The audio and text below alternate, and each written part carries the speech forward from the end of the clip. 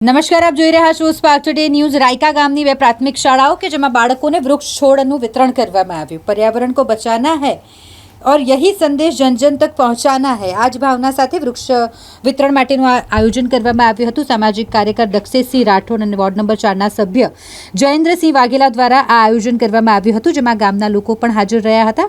ઉદ્દેશ્ય એક જ છે કે ગામનું અને આખા દેશનું ભવિષ્ય ગણાતા બાળકોને પર્યાવરણના સંરક્ષણ વિશે માહિતગાર કરી શકાય, અને માટે તેઓને વૃક્ષો અને છોડનું વિતરણ કરવામાં આવ્યું।